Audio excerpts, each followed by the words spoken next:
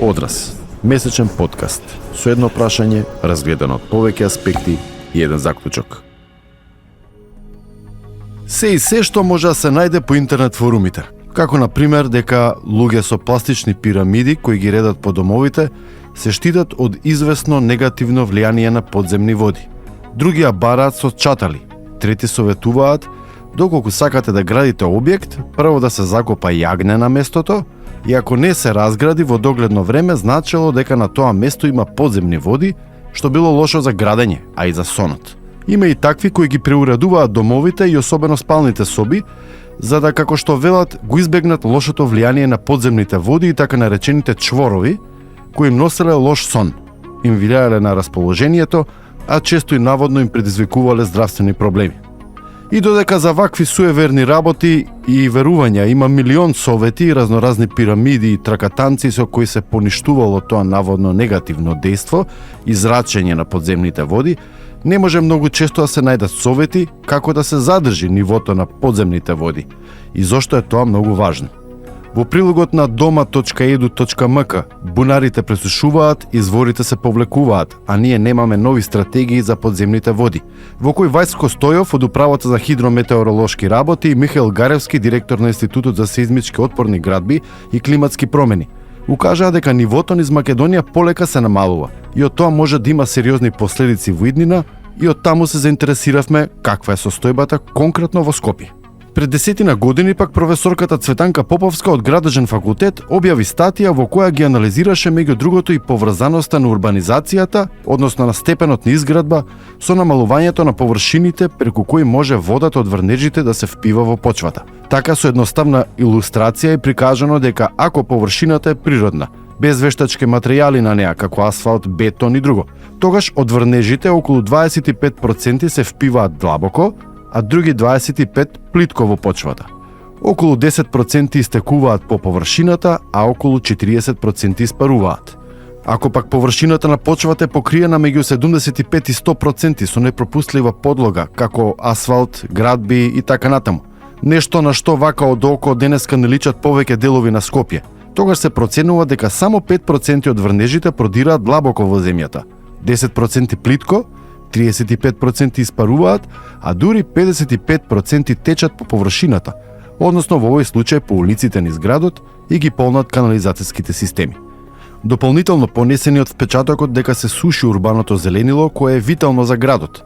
Не интересираше и дали тоа е поврзано со нивото на подземните води и како на сето тоа влија интензивната урбанизација.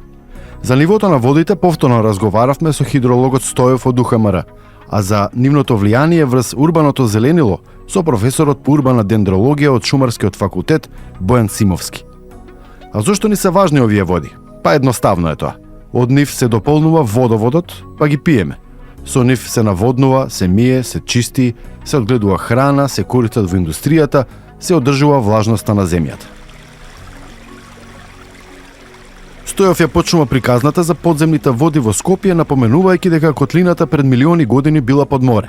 Со спуштање на теренот таа вода истекла и се формирале езера. Водите од езерата постепено истекувале, а поради тектонското потекло на овие езера, нивната карактеристика е и дека стареат. Тоа значи дека постепено се насипуваат со седимент и потоа исчезнуваат.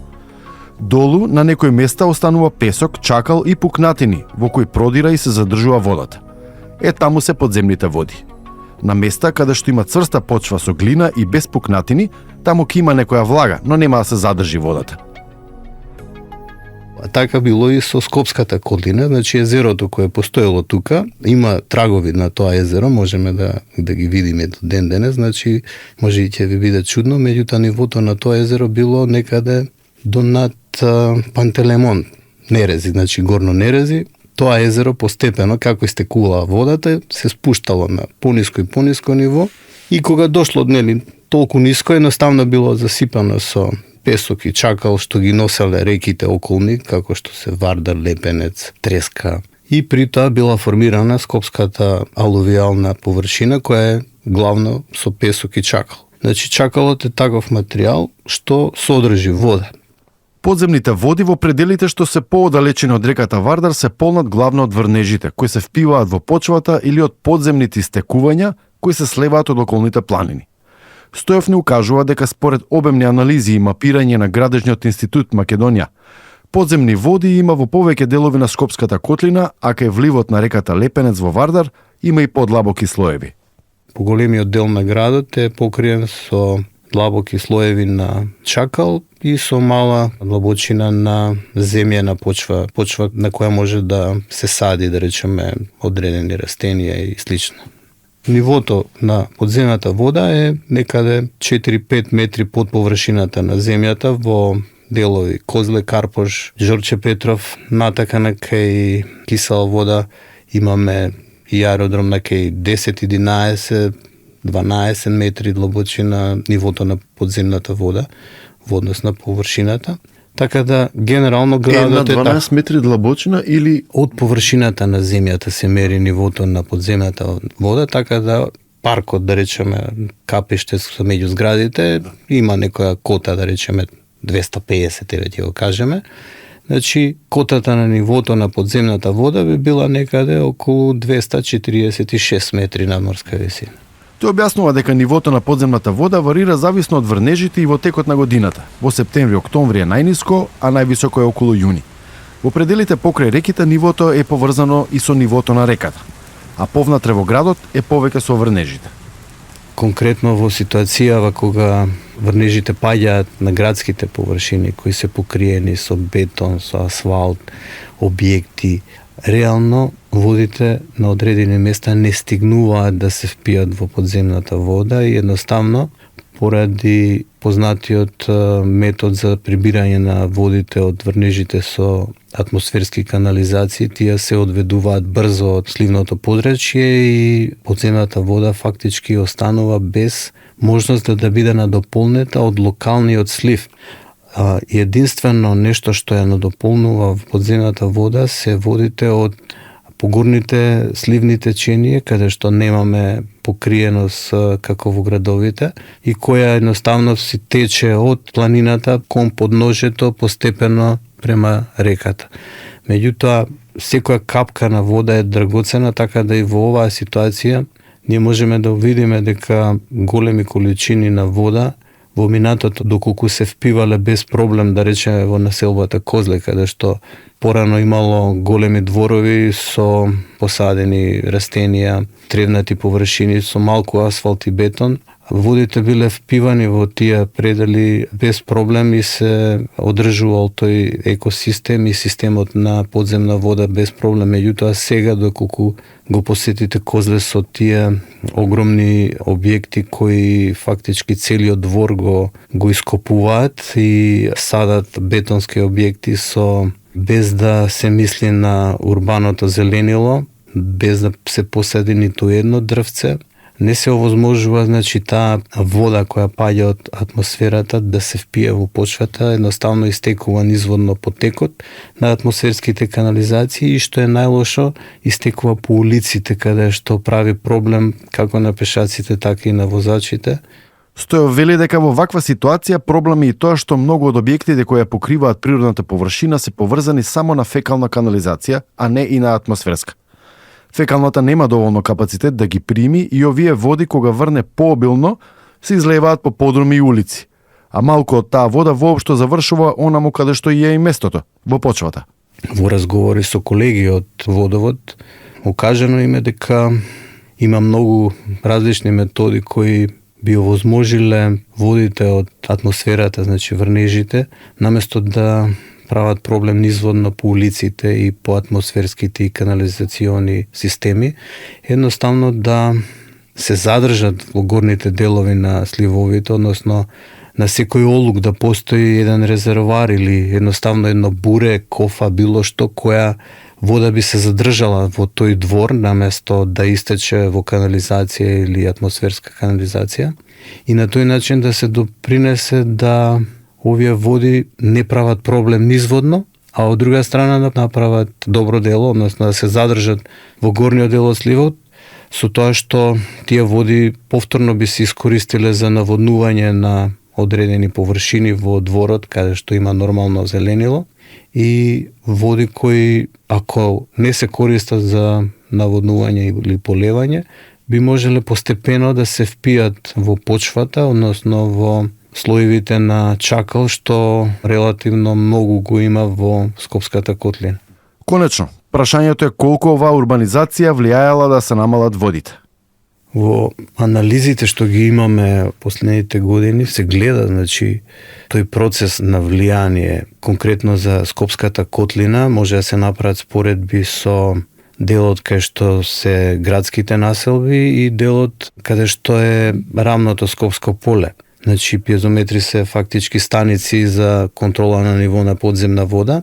Пиезометрите, каде што се контролира нивото на подземната вода, која го спроведува Управата за хидрометеоролошки работи уште од 1947 па навака, се гледа дека нивото на подземните води има тенденција на намалување, значи во делот на градските населби, а во делот на рамницата, каде што немаме урбанизација голема, таму имаме некое благо покачување. Значи, тоа може да ни укаже дека навистина урбанизацијата влијае на водните ресурси кои се под земјата.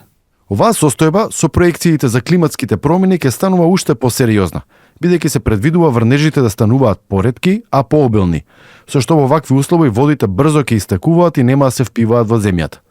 Стоев дополнува дека таков развој на евентуално спуштање на водите може да остави празнини во почвата, врз која почива целиот град практично, а со тоа да се дестабилизира и теренот при евентуални земјотреси, со што може евентуално да се зголемат можните штети по објектите. А за тоа како овој развој и состојба влијаат на здравјето на урбаното зеленило, разговаравме со професорот Бојан Симовски. На прашањето дали големите дрви во градот практично пијат од подземните води, тој вели дека тоа и не е баш така едноставно поврзано. Позависни од нивото на подземните води се зелените појаси покрај реките, а оние во четвртите кои се поодалечени од реките повеќе зависат од влагата во почвата од која извлекуваат вода преку своите широки и силни коренови системи. Поврзаноста на водите со зеленилото ја објаснува со случајот на локалитетот Острово, кај Трубарево, каде нивото на подземните води опаднало по скопскиот земјотрес.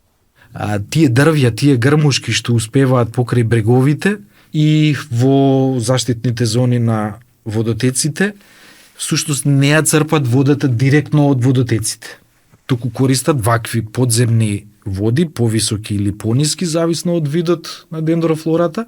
Тоа нарушување или повлекување во подлабоките слоеви предизвикало исушување, односно угинување на многу висок процент од она богатство со видови што било таму. Другата појава која што е воочена и повеќе е на рамниште на предпоставки е регулацијата на Вардар, онака како што е, да нагласиме дека при таков еден голем проект првенствено било да се заштити градот од катастрофални поплави, а при тоа сега размислуваме за можни последици токму со тоа поплавување, бидејќи е огромен проект во голем појас е и создадено и мајор и минор корито и насипување за заштита од вакви појави со голема веројатност, така што и сега сме сведоци дека во поголемиот крајречен појас или близу до насипот, во градскиот парк, во делот кон местата каде што е изразена ова регулација, дека токму тој непосреден појас до насипот веќе со децении се засушува. А што е со дрвјата и вегетацијата подлабоко во градот? Сакале или не ќеле, тие во својата природа, при така набиена почва, која што не овозможува размена на гасовите материи, нарушување на кореновиот систем заради различни инфраструктурни интервенции, кои што да се разбереме заради развојот на градот не се погрешни, туку доколку не се внимателно направени, значат исклучително лошо влијание врз постојната дендрофлора и намаленото количество на влажност во почвата и во воздухот доведуваат да одредени видови што ги имаме тука, своите корени ги појавуваат на површината на асфалтирани, поплочени површини, шеталишта.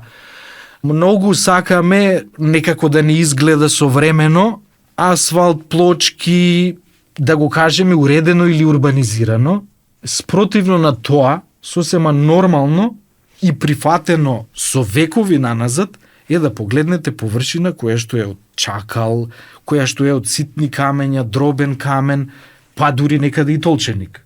И некако, она што навидом изгледало природно, знаете како влегувате во парк и сега очекува да нема проблем за главните патеки.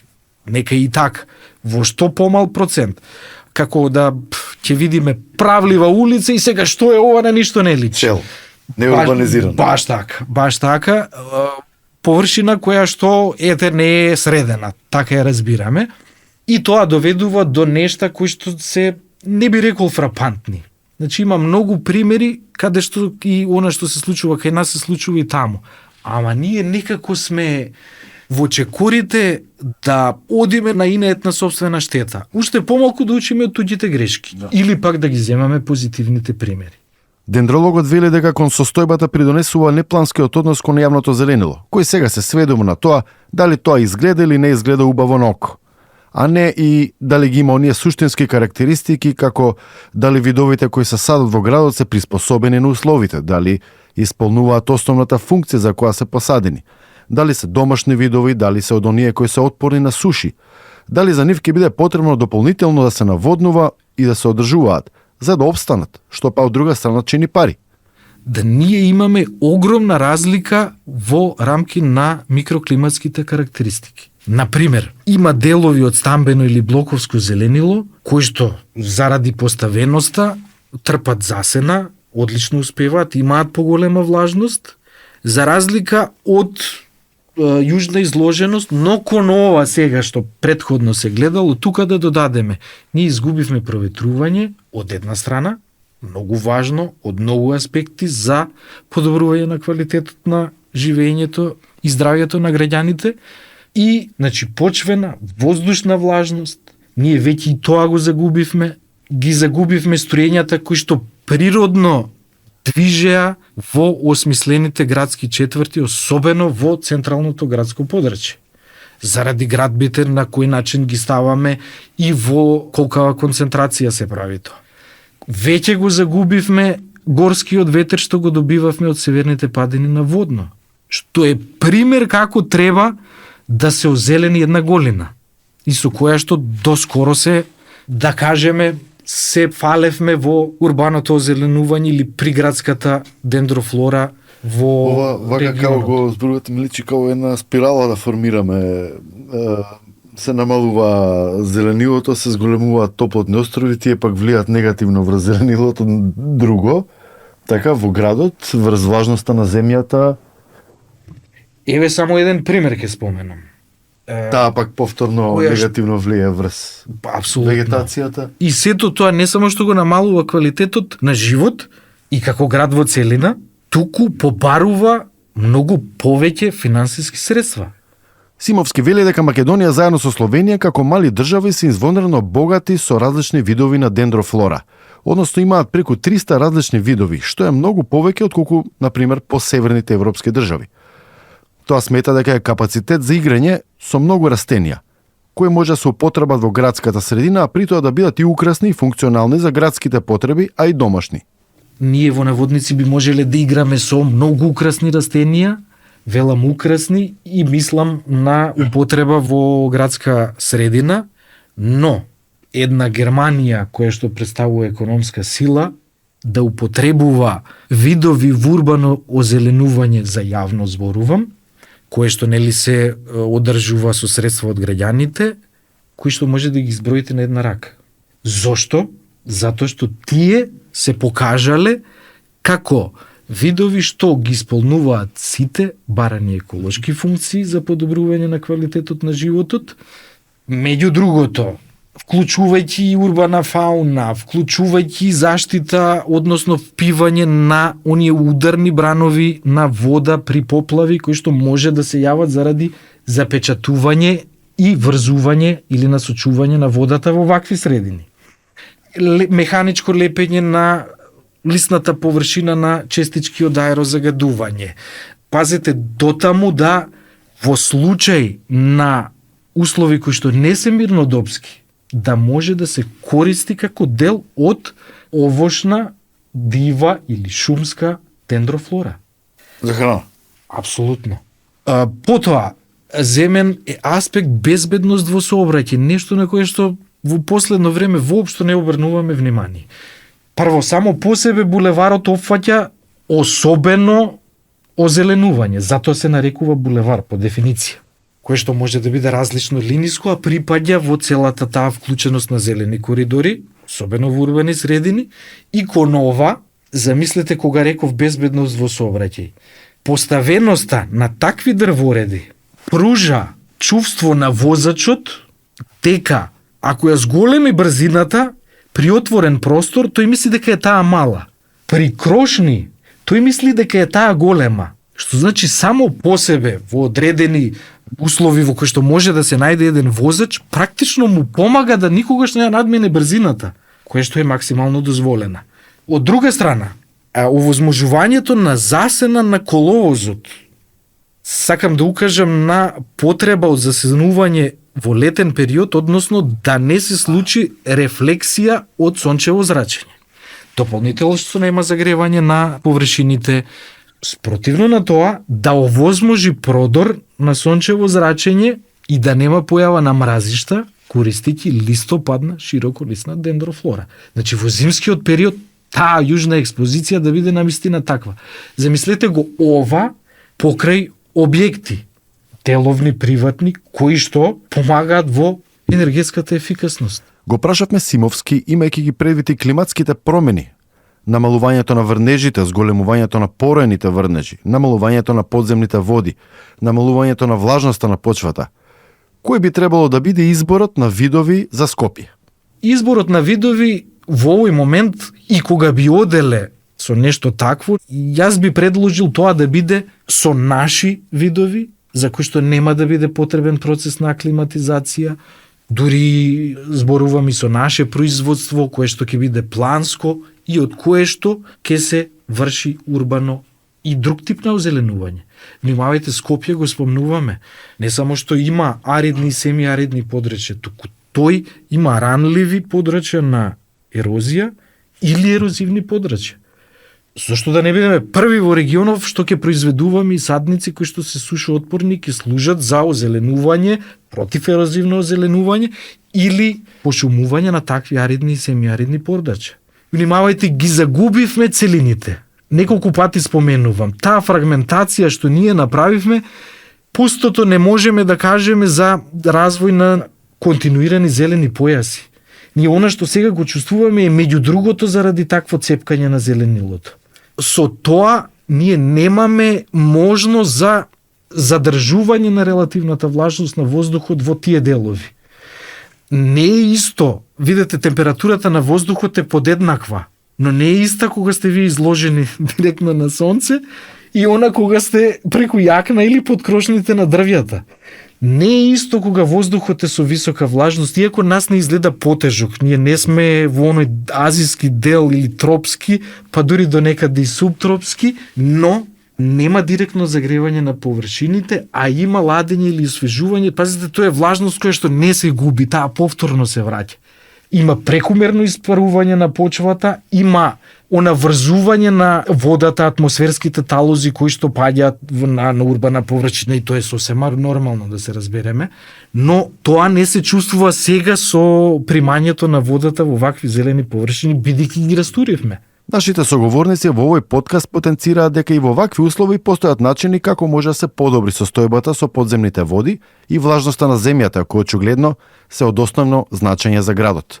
Покрај зголемување на зелените појаси поврзани со отворена земја, која ќе ги впива врнежите и ќе ја задржува влагата и во воздухот и во почвата. Тие сметаат дека треба да се преземат и мерки како поставување на пропусливи површини, например на оние места кои се користат како паркинзи на отворено во градот. Нема причина тие да бидат само голи асфалтни површини кои во лето се претвораат во топлотни острови. Туку може со вградување на резервоари или кели под нив да се собира водата, со што ќе се влијае на намалување на поплавите.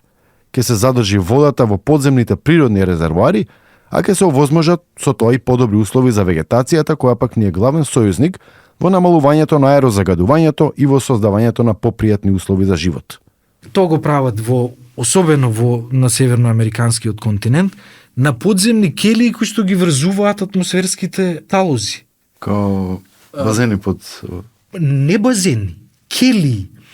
Да, се мини базенчиња ако земете, но како клетки полни со вода. Као резервоари некој така. Како мрежа, стратаволт, парчиња кои што наликуваат на баклава и се поставуваат пред да се создаде паркиралиште, например, кој што овозможува развој на, пазете каква одржливост, не само што овозможува посилен раст и развој на засадените дрвја, па ние на паркинги не гледаме засадени дрвја, затоа што може да се случи, нели, не дај Боже, штета по имот и здравје на граѓани.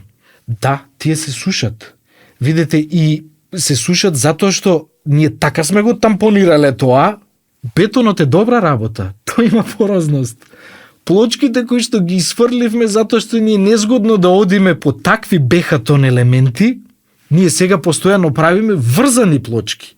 Ајде пак ќе кажам пример, делови од паркиралиштата во Капиштец или наместа од претходно време во аеродром. Оние баклавки во кои што имате простор и имате трева. Да. Спротивно на тоа засадете дрво на сега подигнати паркиралишта, па тоа не се развива.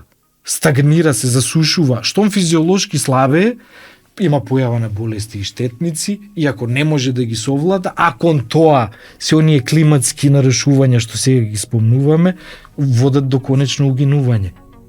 Ваквите потфати и мерки веќе се дел од концептот наречен градови сунгери, кој се повеќе се шири по светските метрополи како обид да се ублажат ефектите од климатските промени, од растот на температурите и штетите од поројните дождови и силните невремиња, кои пак стануваат за жал заштитен знак на последниот период.